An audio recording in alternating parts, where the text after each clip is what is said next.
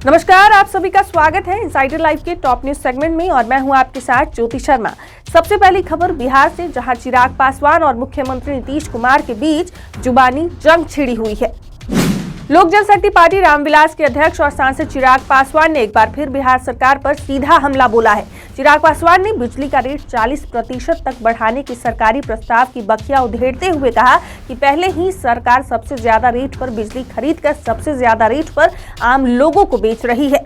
लोक जनशक्ति पार्टी रामविलास के राष्ट्रीय अध्यक्ष चिराग पासवान ने आज कहा कि मेरे समझ से बिहार के मुख्यमंत्री नीतीश कुमार के पास आज के समस्याओं के समाधान के लिए कोई विजन ही नहीं है और ना ही बिहार के विकास के लिए। वहीं चिराग द्वारा विकास मॉडल को लेकर उठाए गए सवालों का भी मुख्यमंत्री नीतीश कुमार ने करारा जवाब दिया है। उन्होंने कहा कि जो लोग आज बड़ी बड़ी बातें कर रहे हैं, उनके घर और गांव में जाने की व्यवस्था भी मैंने ही करवाई है। पहले उन्हें अपने गांव में जाने के लिए नाव का सहारा लेना पड़ता था। उनके गांव तक सड़क का निर्माण मैंने ही करवाया है। दरअसल मुख्यमंत्री नीतीश कुमार खगड़िया के शहर बनने की बात कर रहे थे, जो चिराग पासवान का पैतृक गांव है। बता दें कि मुख्यमंत्री नीतीश कुमार की समाधान यात्रा आज खगड़िया में हो रही है। एयरफोर्स के 2 फाइटर प्लेन सुखोई 23 और मिराज 2000 शनिवार सुबह ग्वालियर के पास आपस में टकराकर क्रैश हो गए। सुखोई पर 2 और मिराज पर 1 पायलट सवार थे। हादसे में सुखोई के दोनों पायलट सुरक्षित एग्जिट होने में कामयाब रहे, लेकिन मिराज के पायलट की मौत हो गई। सुरक्षित बचे पायलट को चोटें आई हैं और उन्हें अस्पताल में भर्ती कराया गया है। त्रिपुरा विधानसभा चुनाव के लिए शनिवार को कांग्रेस ने कैंडिडेट्स की लिस्ट जारी कर दी है। पार्टी ने पहले चरण में 17 कैंडिडेट्स के नाम की घोषणा की है। कांग्रेस ने अगरतला से फिर से सुदीप रॉय बर्मन को ही मैदान में उतारा है। सीएम मानिक शाह को टक्कर देने के लिए कांग्रेस ने टाउन बारदोवाली सीट से आशीष कुमार शाह को टिकट दिया है। कांग्रेस से पहले भाजपा ने त्रिपुरा चुनाव के लिए 48 सीटों पर कैंडिडेट्स की लिस्ट जारी की। पार्टी ने केंद्रीय मंत्री प्रतिमा भौमिक के भी चुनाव लड़ने का ऐलान किया है। धनपत सीट से प्रतिमा चुनाव लड़ेंगी। प्रधानमंत्री नरेंद्र मोदी ने राजस्थान के भिलवाड़ा में मलसेरी डूंगरी मंदिर में पूजा अर्चना की। पीएम नरेंद्र मोदी ने राज्य के लोक देवता भगवान देव नारायण की 1111वीं जयंती के लिए जिले के आसिंद में पहुंचे हैं। भिलवाड़ा में प्रधानमंत्री मोदी ने अपने संबोधन में कहा, भगवान देव नारायण और जनता जनार्दन दोनों के दर्शन करके मैं धन्य हो गया हूँ। देश भर से यहाँ पधारे सभी श्रद्धालुओं की भांति मैं भगवान देव नारायण से अनवरत राष्ट्र सेवा के लिए आशीर्वाद मांगने आया हूँ।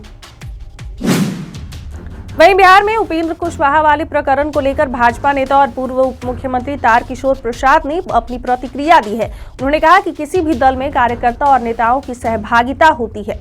जेडीयू के संसदीय बोर्ड के अध्यक्ष उपेंद्र कुशवाहा की जब उनकी ऐसी पीड़ा है, तो सामान्य कार्यकर्ता, सांसद और विधायक पर क्या बीत रही होगी, ये अंदाजा लगाया जा सकता है। साथ ही उन्होंने ये भी कहा कि यदि उपेंद्र कुशवाहा भाजपा में आना चाहे तो हम उनका स्वागत करेंगे।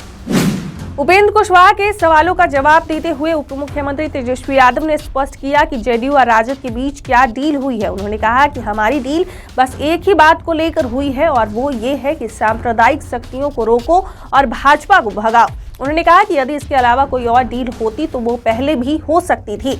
हमारा सिर्फ और सिर्फ एक ही मकसद है, भाजपा को भगाना। उपेंद्र कुशवाहा को भी इस मकसद को कामयाब करने के लिए हम लोगों का सहयोग करना चाहिए। गया में भगवान बुद्ध की तपोभूमि बोध गया के कालचक्र मैदान में डिप्टी सीएम तेजस्वी यादव के सामने पूर्व मुख्यमंत्री जीतन राम मांझी ने खुले मन से फिर बिहार में शराबबंदी समाप्त करने की मांग उठाई है। उन्होंने कहा कि शराबबंदी हटने से पर्यटन में 10 गुना बढ़ोतरी होगी। बोध गया अंतर्राष्ट्रीय पर्यटन स्थल कहने से नहीं, बल्कि विदेशी मेहमानों को खाने पीने की चीजों को प्रबंध करने से अंतर्राष्ट्रीय स्थल कहलाएगा। महिला प्रीमियर लीग WPL के ओपनिंग सीजन के लिए खिलाड़ियों की नीलामी फरवरी के दूसरे हफ्ते में हो सकती है। मीडिया रिपोर्ट्स के मुताबिक 10 और 11 फरवरी को नई दिल्ली के एक होटल में यह ऑक्शन रखा जाना लगभग तय हो गया है।